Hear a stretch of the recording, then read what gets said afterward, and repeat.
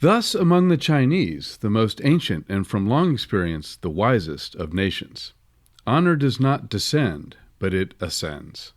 If a man from his learning, his wisdom, is promoted by the emperor to the rank of mandarin, his parents are immediately entitled to all the same ceremonies of respect from the people. This ascending honor is useful to the state, as it encourages parents to their children a good and useful education. Benjamin Franklin, 1784. Now, where did Benjamin Franklin get these ideas about China from?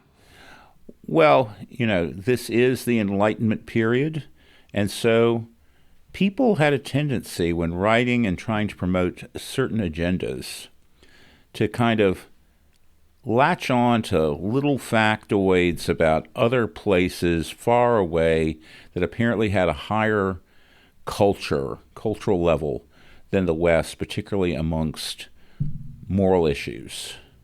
So what Franklin's trying to do is he's trying to promote an idea of morality using China as an example. But as we'll find out, this is not exactly what the realities were about China, and America would be constantly, over the next 200 years, butting its head up against fictions about China which they had difficulty reconciling. Welcome to the United States of Amnesia. You found us. Thank you. We are the podcast that reminds us of what we have forgotten. It is often said that history repeats itself. Mark Twain allegedly said that history doesn't repeat itself, but it rhymes. Ecclesiastes probably said it best in chapter 1, verse 9, quote, "Everything that has been will be again. Everything that has been done will be done again. There is nothing new under the sun," close quote. But over time, many topics have become clouded by biases and oversimplifications, or have become mythologized and now are misunderstood. Misunderstanding means learning the wrong lessons from history, perhaps, or even learning nothing at all. And that can leave us poorly prepared for history's next rhyme. Your hosts are Marshall Newman, Mike Mendenhall, and myself, Blake Henke. In this podcast, we will cover topics of history, politics, and religion, and how they interact, and also how they relate to modern-day events and themes. We will try to cut through the biases, oversimplifications, and myths to learn better lessons from the past and to see what they can tell us about the present and maybe even the future.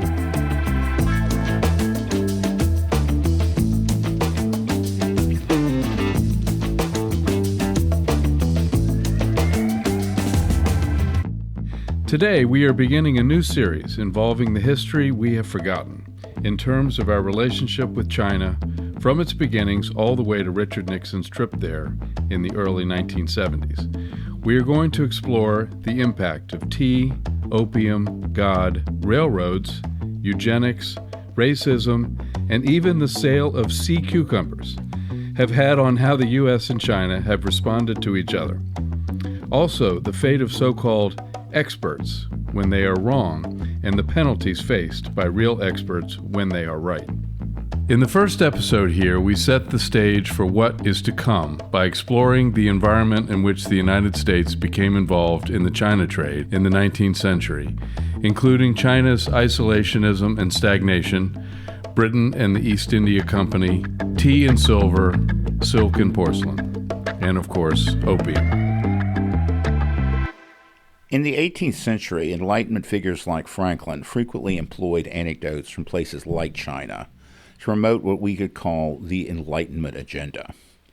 Very little facts were known about China and other places around the world, places such as Persia and other exotic areas. And then so much the better, because these imaginary places, because that's essentially what they were, promoted the ideals that the Enlightenment leaders wanted to promote in Europe and America.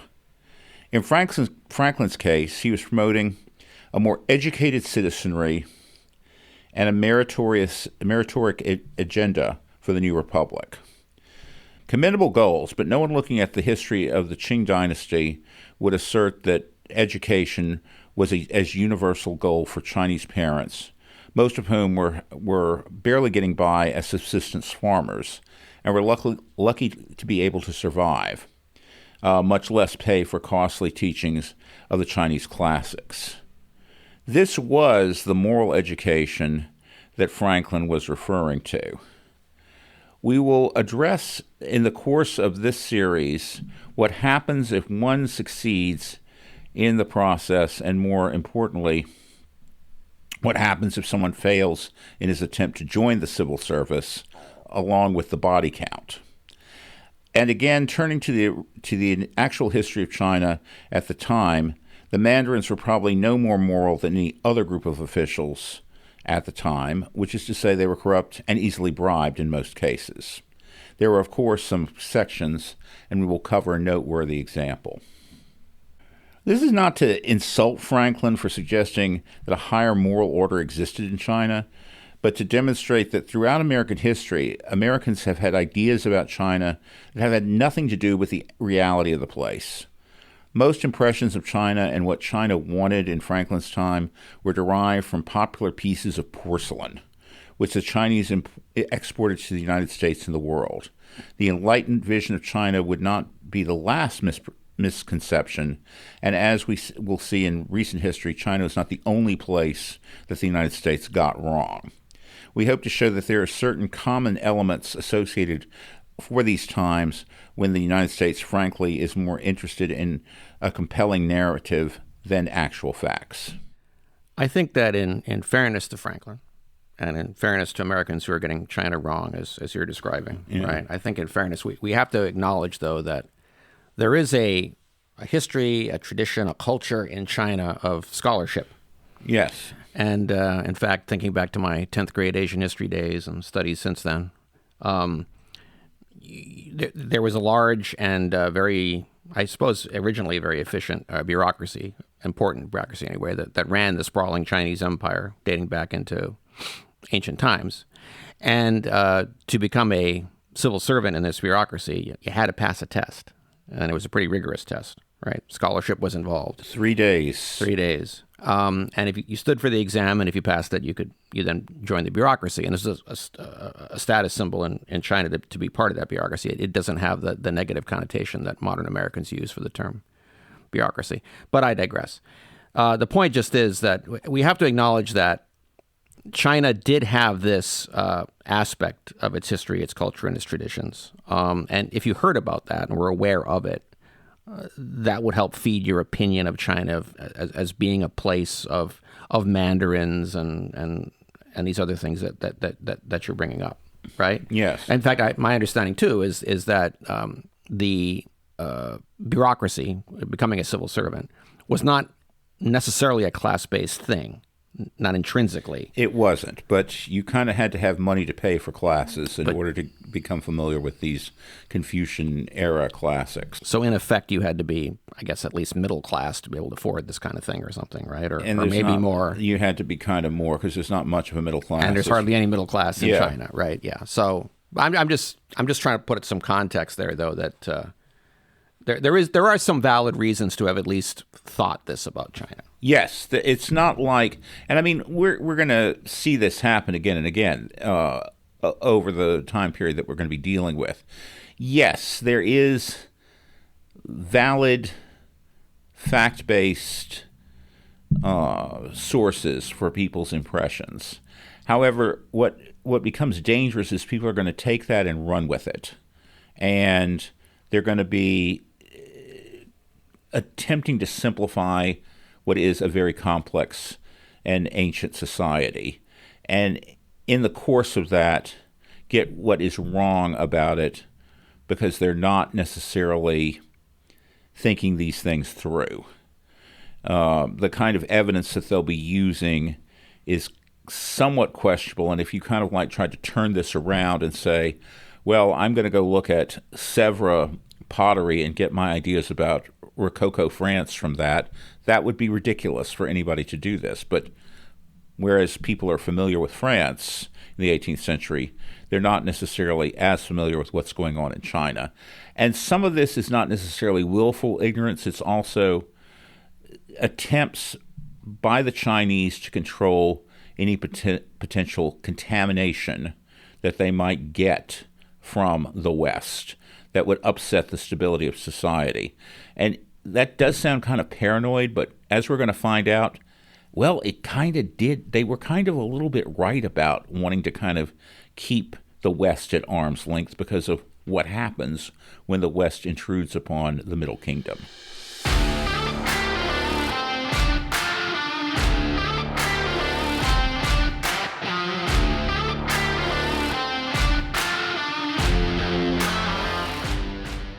There were two compelling fictions involving the United States that pre-war isolationists clung to. This was that the United States, at some unspecified time, did not venture out into the corrupt world and minded its own business in its own hemisphere, guarded by its two oceans, its inhabitants practicing the virtues of yeoman farmers, and pursuing manifest destiny in line with the wishes of both the Founding Fathers and presumably God.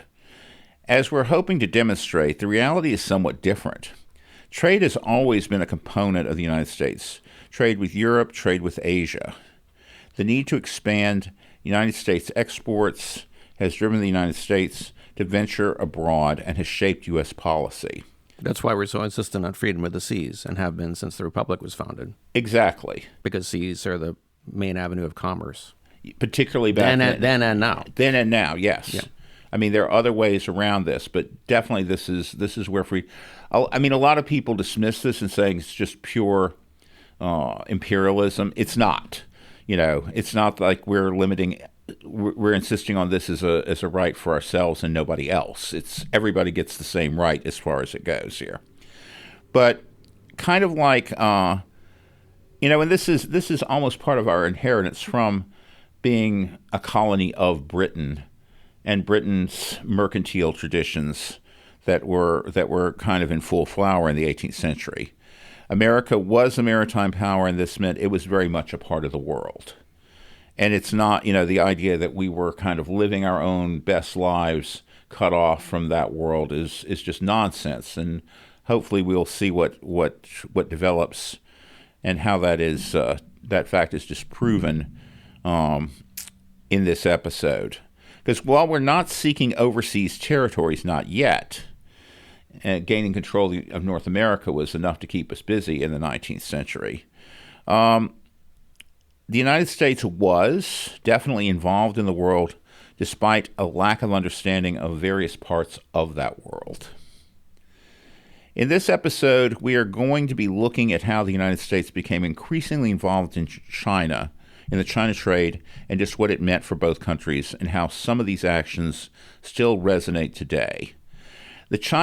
Whereas we have forgotten what happened in the 19th century, and I don't think that the average American knows much about how the United States interacted with China in the 19th century. This is still a big deal over in China. This is the century of unequal treaties, which propelled a revolution beginning that overthrew the imperial dynasty, the imperial Qing dynasty, and then led to the communist revolution. So in the aftermath of the American Revolution, the United States found itself independent but also excluded from Britain's imperial mercantile system. It was cut off from the profitable pre-revolutionary trade with the West Indies.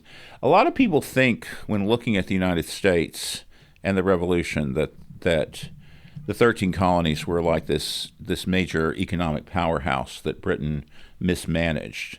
Well, the big economic powerhouse was the West Indies because the West Indies produced sugar. And this was white gold. We had various things that we were producing, but we were in no way in the same class as the West Indies. And we were part and parcel of the empire with that was an important part of our trade over in the 18th century. Now, the United States, after the Revolution, was certainly free to buy all the goods it wanted to from Britain, but selling items, we were kind of cut off. Well, we didn't really have a manufacturing base of any kind yet. That was very significant. We had to import most of the finished goods yes, we wanted. But raw materials is what we are exporting. We're exporting raw materials, right? And there are things like lumber, things like with trade with Russia, we were actually exporting some naval stores during the late 18th and 19th century. So things for the Navy, like sailcloth and various other things like that, we were exporting. But by and large, it is raw materials is what we're exporting. This would pick up and change when cotton becomes king, because we were a major trade partner with Britain. But this did not happen until after the War of 1812 and with the Industrial Revolution. Well, let me ask this. After the American Revolution, yes, we were cut off from trade, some of the trade with Britain, yes, at least selling to them. Yeah. Now, was this... were these policies that were enacted by yes. the British, I presume? This was a way of kind of like saying, okay, you think you're independent. Well, we'll show you that you're not necessarily as independent as you'd like to be, and it's a way of kind of trying to maintain leverage. There is this notion that you're independent, but maybe you're not.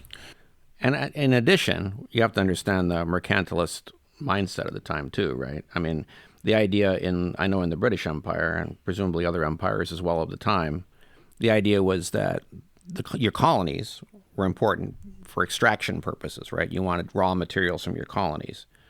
You could use those raw materials to produce finished goods. You can manufacture things like furniture or whatever back in the home country, then export that back to your colonies, right? Now, we were this upstart colony that had broken away. But when you think about the overall mercantilist idea of the economics of the British Empire, what they were trying to achieve by having an empire economically, it made sense to treat us as an upstart colony that broke away, which is what Marshall's describing, right? So sell them finished goods and import raw materials from them. I had no idea. That's how Britain gets wealthy, is by doing that. Yes. That was the thinking of the time, right? I should be selling you should be sending me the wood, I should be making the furniture and selling it back to you at a profit.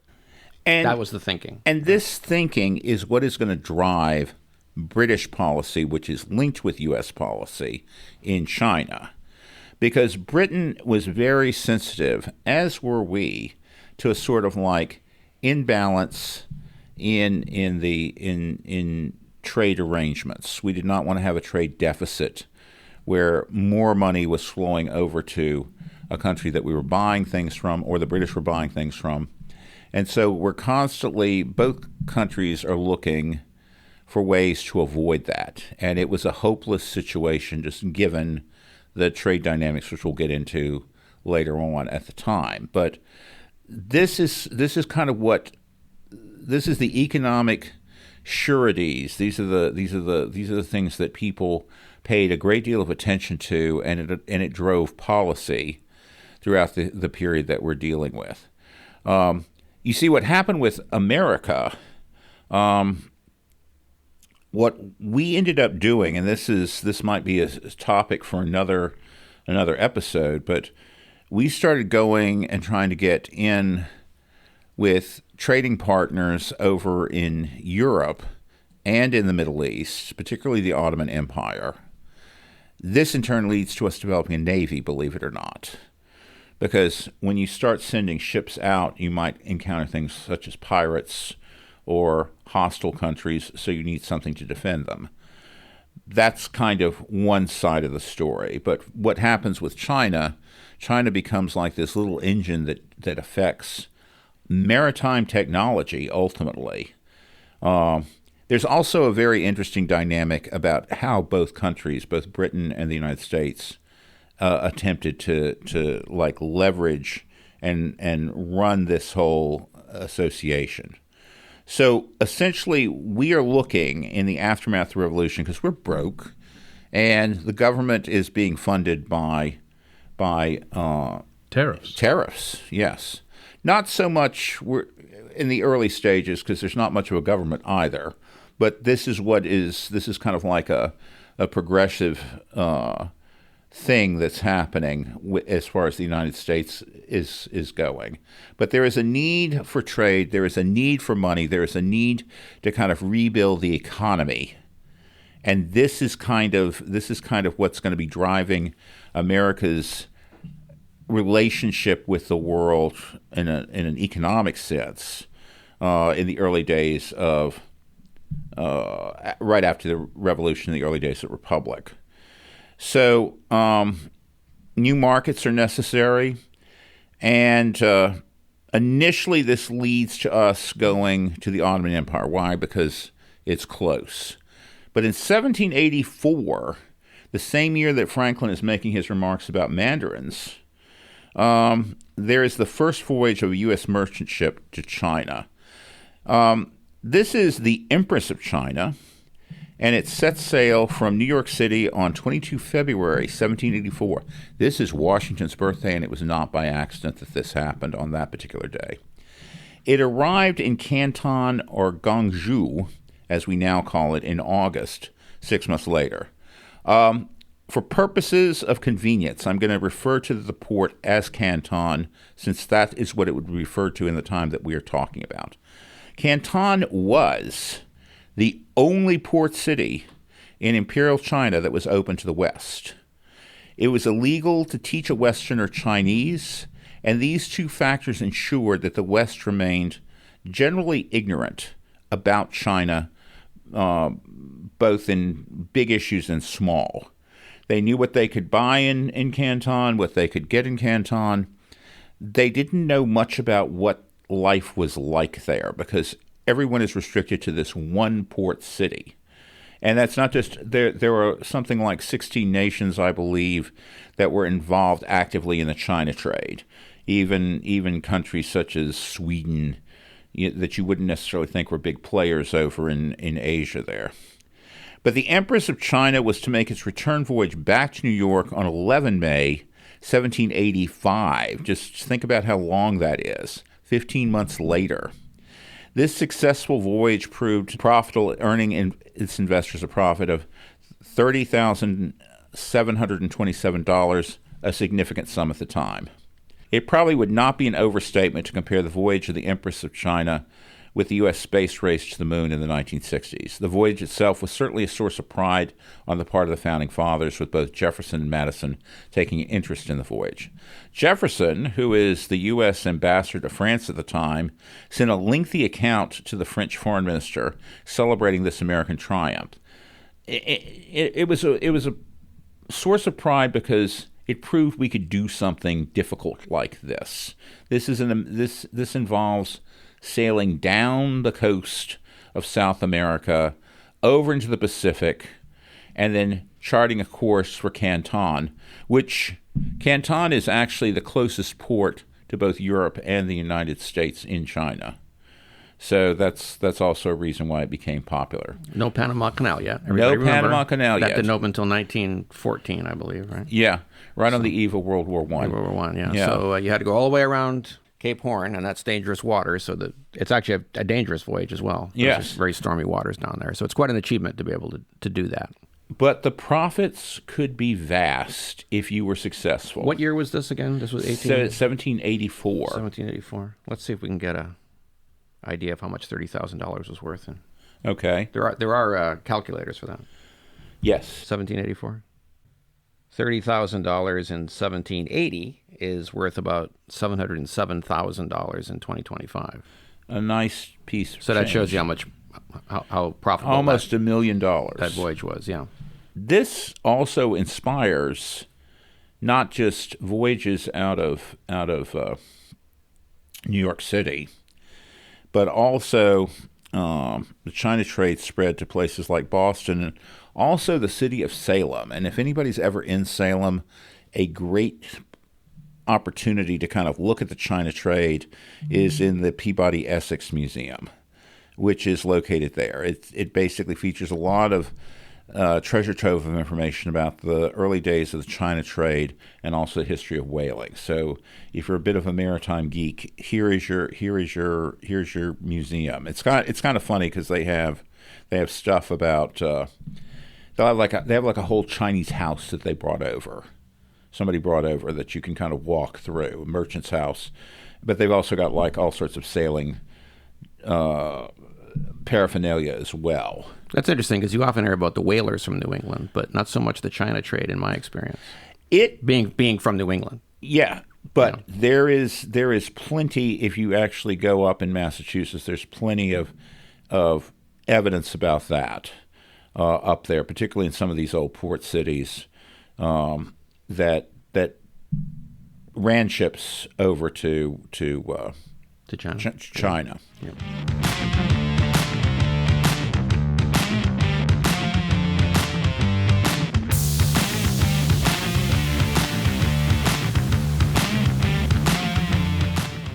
Let's talk a little bit about Canton, which is going to be the site of most of the action in this episode. So Canton is historically the terminus of the old Silk Road.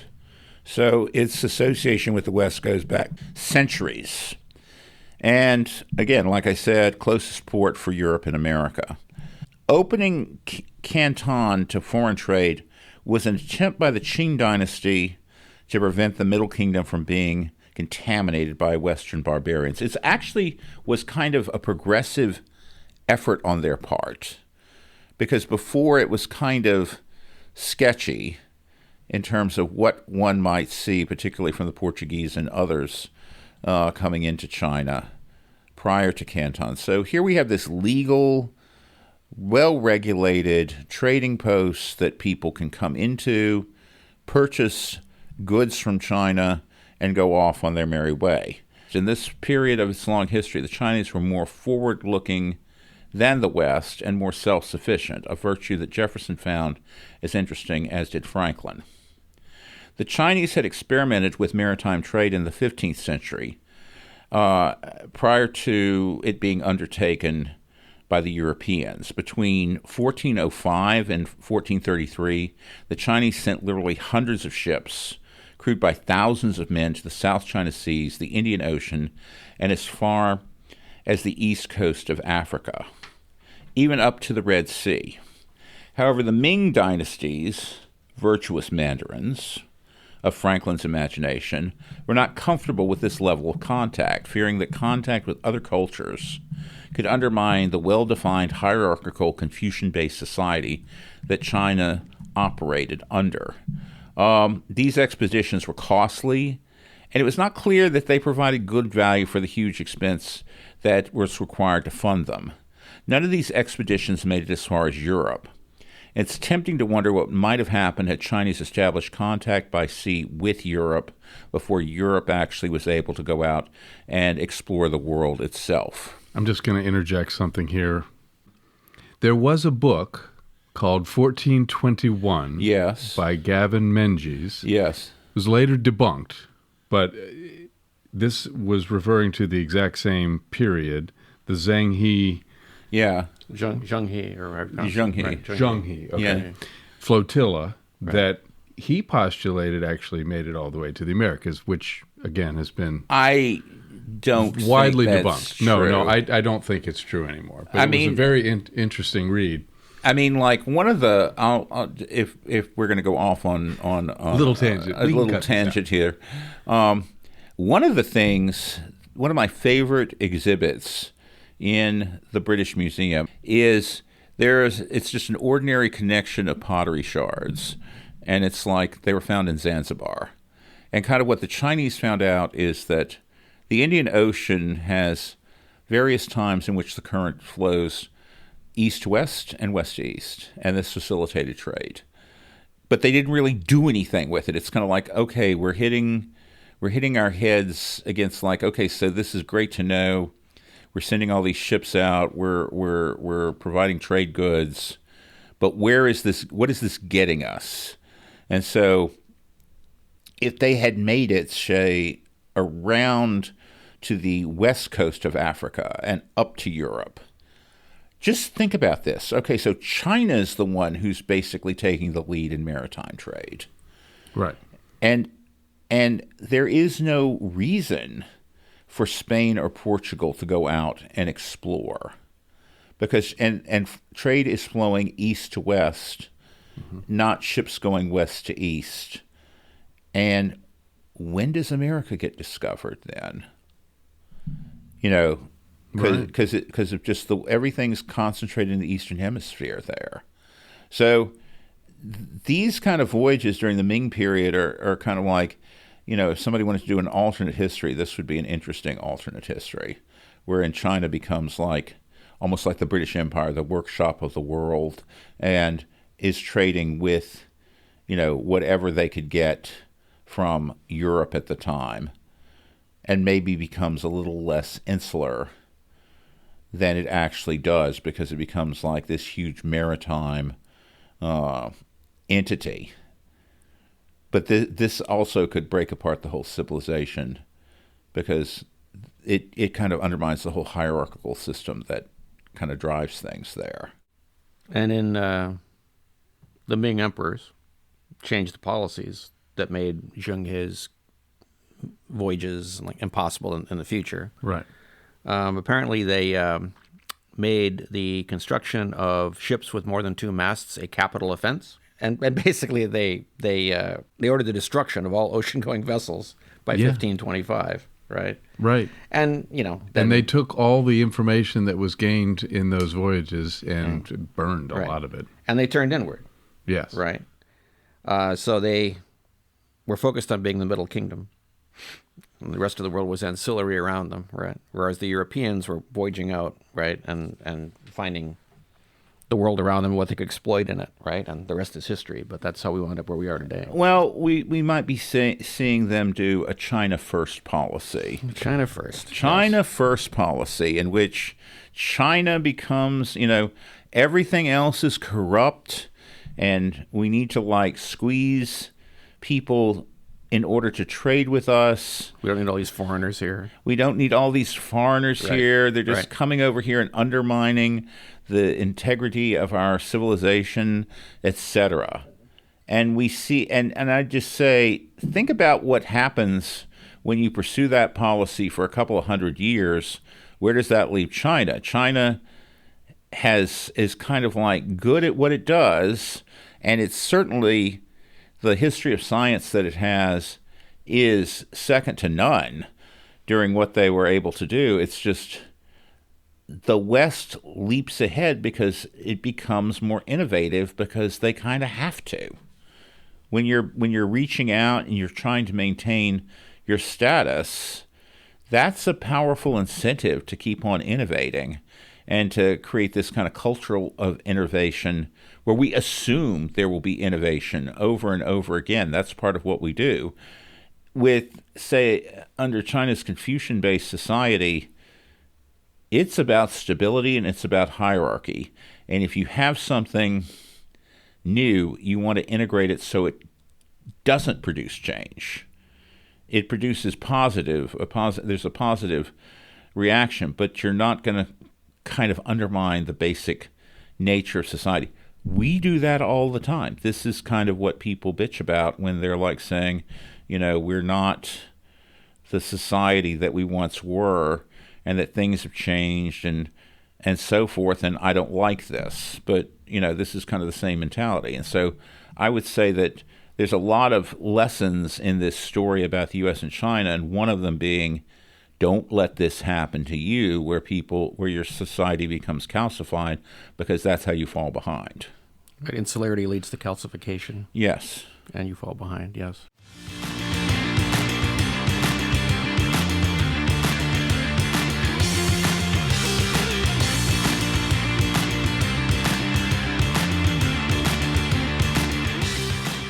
So we have the Ming Dynasty falling in 1644, and we have the rise of the new Manchu or Qing Dynasty.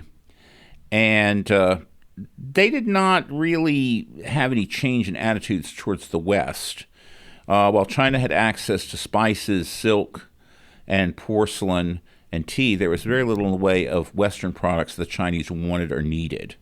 Apparently clocks were popular in, say, the 17th century, because this was something they had never developed, and maybe some equipment for observing the stars, which the Jesuits brought in. But other, massive shipments of Western goods, cloth or anything of that nature, this was just not needed or wanted. The West had to be able to, if they did pick up anything in China, such as tea, they would have to pay for the commodities in silver. And Chinese liked this. I mean, it's kind of like interesting to look at this dynamic between the West and China. We're obsessed by things like tea. They're obsessed by getting the silver, because the silver is actually funding the government, funding the army. It's not necessarily funding innovation and change, but it is definitely like playing a significant role in the revenue of the state there. Eventually, in 1757, the emperor opted to restrict trade just to Canton. This is when that actually happens. This is when they're trying to kind of control what is previously a kind of chaotic process. And again, the city had access to the goods that the West wanted from the hinterland, and it was removed from the capital, Beijing. There was a very strong desire to avoid having a bunch of Westerners running around the capital city and stirring the pot up here. The Chinese insisted that relations be decidedly unequal and in China's favor, and we're going to see how that dynamic kind of shifts as time progresses here. Like I said, all transactions had to be conducted in silver, and the two countries that produced coins that were deemed to be most desirable were Spain and the United States. High quality of silver, high quantity of silver in the coinage. At this stage, country like Britain would grant monopoly trading rights, and it was rare for the government to intervene abroad. So you had these companies, in this case it's the East India Company. They have a monopoly on trade there. They really lacked the capacity to deploy government forces over vast areas of territory. So it's kind of like if you're a merchant operating out of China, you're kind of like on your own. There is no large area where they can deploy assets to be able to defend your rights. This is going to change. No one has colonies near China in the 18th century that are operating at a high level, and India is also part of the East India Company's sphere of influence. Yeah, my understanding is the East India Company's turf started kind of at the Cape of Good Hope, right? Once you rounded Africa, you were on their turf. Yep. And there were very strict laws about trading anywhere in the Indian Ocean or East Asia. You had to be a licensed ship. There were severe penalties for trading if you were not a properly licensed ship, licensed to the East India Company. Yeah, they were a very powerful thing for a couple of hundred years or so, 200 or 300 years there, operating in the Far East. And they actually had a larger standing army than the British did. They had a standing army of about 250,000, and this is deployed all over the place. And but the British never had that kind of standing army. To be able to, unless we're talking the need to kind of mobilize during war.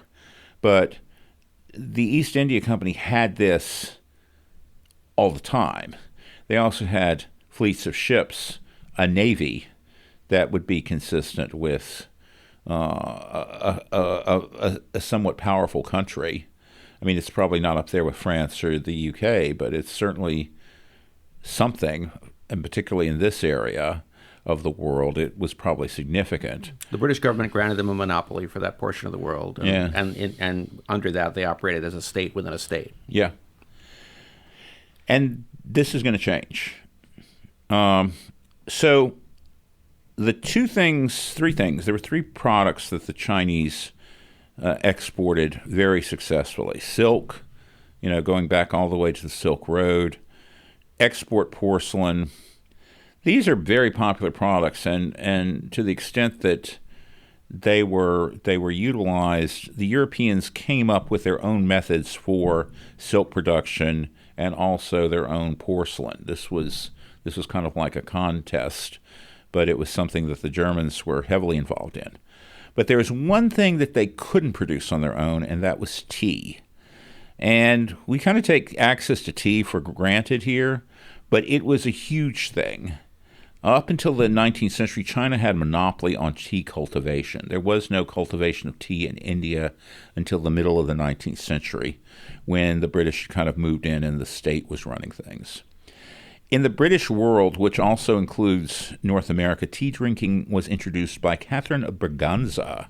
She was the wife of Charles II, and she, being Portuguese, was familiar with the product because the Portuguese had a lot of trade relations with China at the time.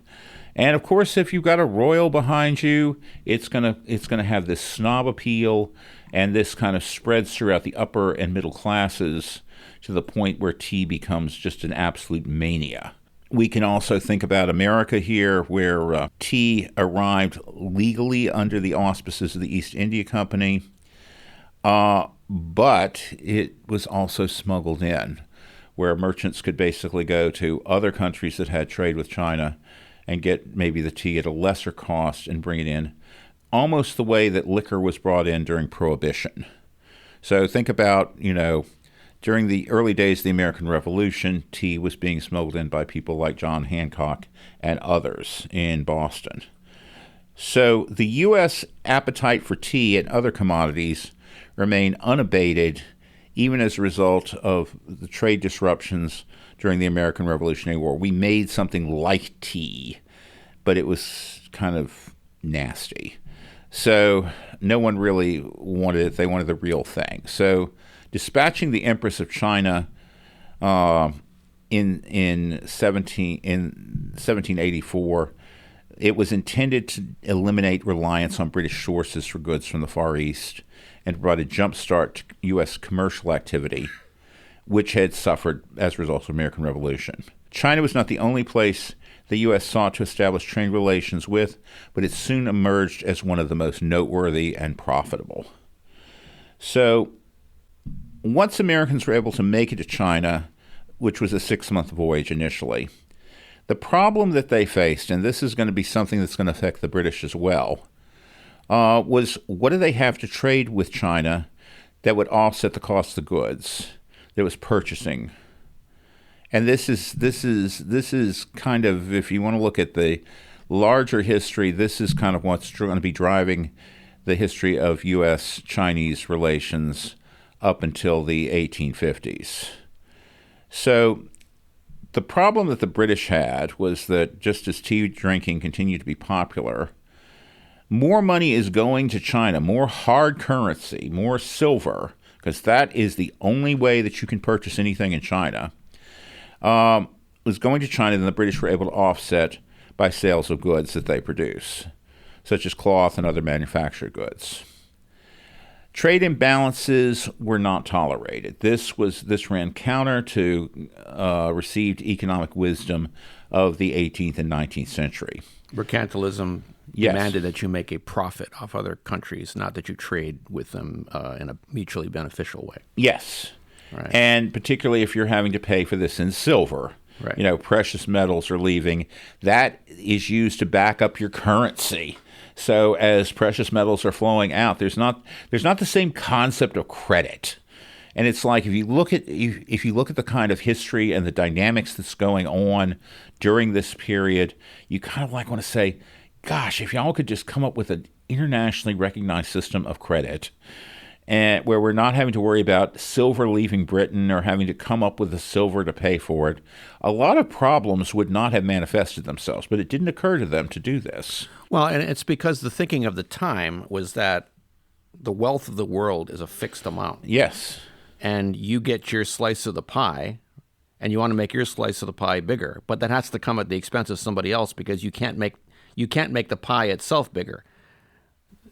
You're limited by the resources and overall wealth of the world, which always has been fixed and always will be fixed. Yes. And if you think about it that way, it really eliminates the idea of growing an economy or doing anything like that, or a mutually beneficial trade arrangement where both sides benefit, because by definition that can happen, because one side must be making their slice of the pie bigger and the other one by definition must be making their slice of the pie smaller. Yeah. The zero-sum game. Zero-sum game. There's no concept of making the pie itself bigger through economic growth. That will come later. Yes. And this is just a mentality that just doesn't exist back then. The idea of growing the pie. Growing the pie. Right.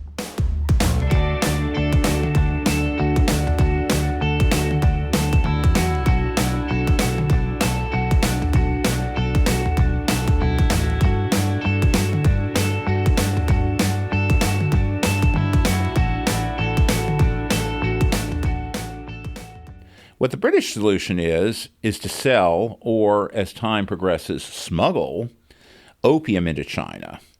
This is the one commodity that seemed to have no limit on its appeal within China. The East India Company, which operated, as Mike had said, almost like a state within a state during the period, had a monopoly on trade with Asia. And it could get opium from India. It had its own fields, and it could also acquire additional opium from other traders within India. Most of the fields that the East India Company operated were out of the Bengal region. It's somewhat impossible to imagine the resources of the East India Company just in terms of what it was able to do in terms of promoting opium as a trading component here. Opium gets sold for silver because silver is the means by which transactions occur. And so we're practicing the British want silver in payment for its commodities that spring just like the Chinese are. Silver is used to purchase Chinese goods like tea, porcelain, and silk. And this kind of gradually cuts into China's trade surplus and continue to create economic, social, and ultimately political problems for China. So in a sense, these people are kind of engaging in very harmful policies that have long-term negative implications, mainly for China. And China at this stage is calling the shots because we have the tea that you want, and we have this one port that we can kick you out of anytime we like, and you don't really have the resources now to respond to this in such a way to do that, to undermine our policy here. So it's kind of hard to say when you're dealing with something like drug smuggling, where you don't really have official records, and official records are kind of a detriment. It's estimated at this point that 90% of the opium entering China came from Britain, and the remaining 10% came from the U.S. And we're getting our opium again from the trade with the Middle East, with the Ottoman Empire.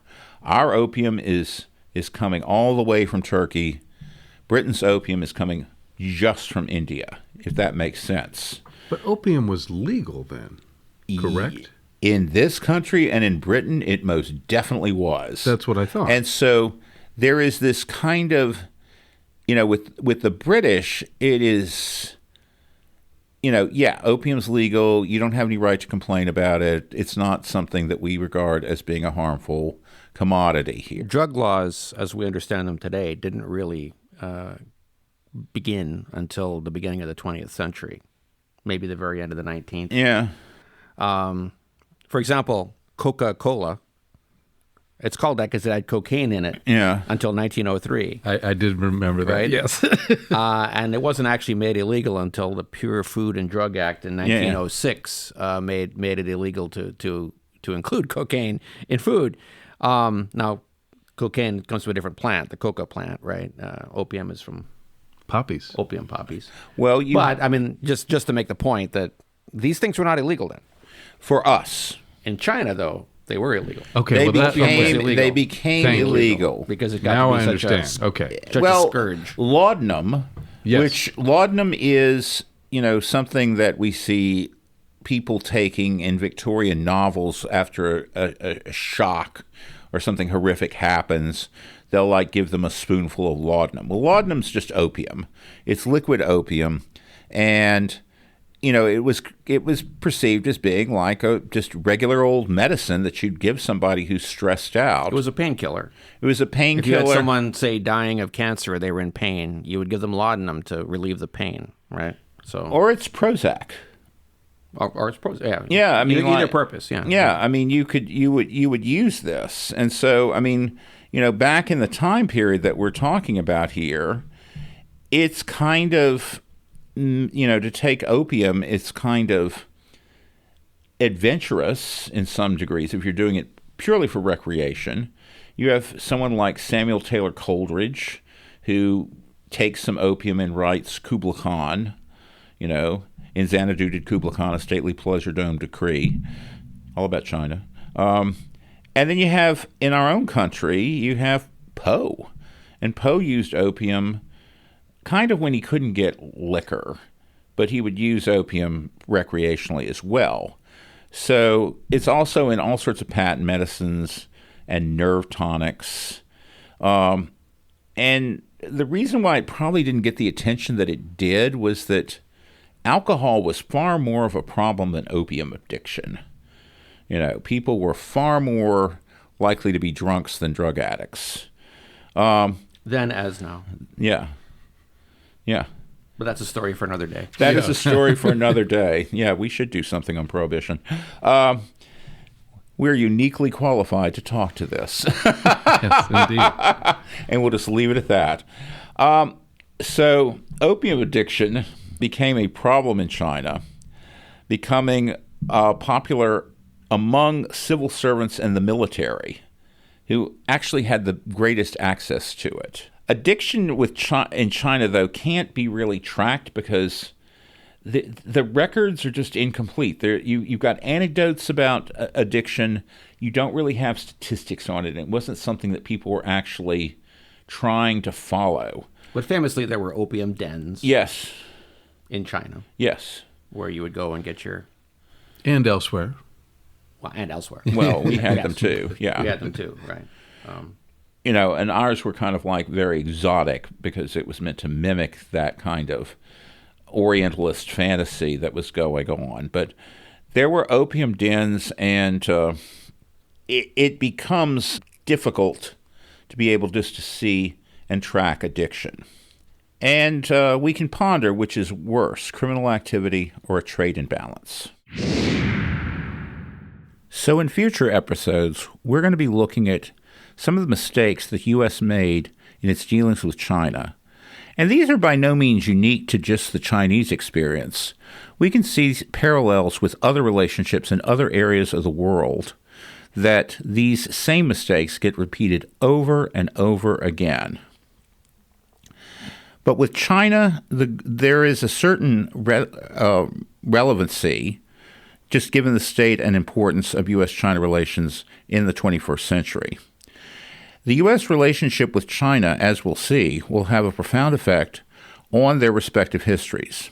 The U.S. initiated contact with China starts out as a means to offset post-revolutionary trade imbalances due to the exclusion of reciprocal trade with the British Empire.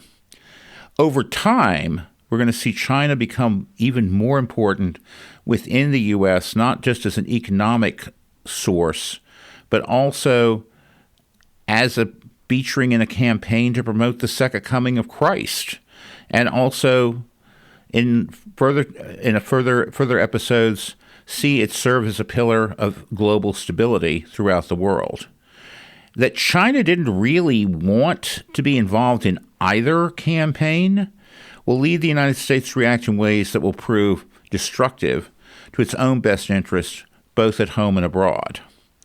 By the 20th and 21st century, Americans would advance an argument that China needed to resolve its difficulties by emulating the United States, a militantly ignorant view of China, avoiding all understanding of Chinese history and its culture.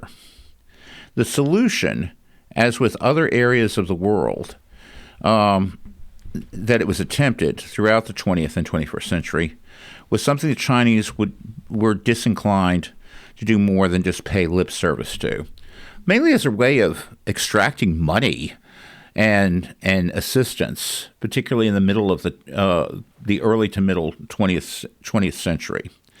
The U.S. would, as usual, respond to these failures by taking a more insular approach to the relationship with the world, not really understanding the implications of what can only be described as insular internationalism. That's it for this episode of the United States of Amnesia. Thank you for listening. We hope you learned something, and we hope you discovered new ways of looking at things you had already heard or thought about, or perhaps hadn't heard about. If you enjoyed it, that's great. If we made you mad, that's okay too. Either way, email us at usa.amnesia@gmail.com and let us know what you think. Also, let us know about anything you think we missed or got wrong. We'd like to know about that too. And of course, please like and subscribe and let your friends and neighbors know about us. We also have a website. It's www.usofamnesia.com. For Marshall, Mike, and myself, till next time.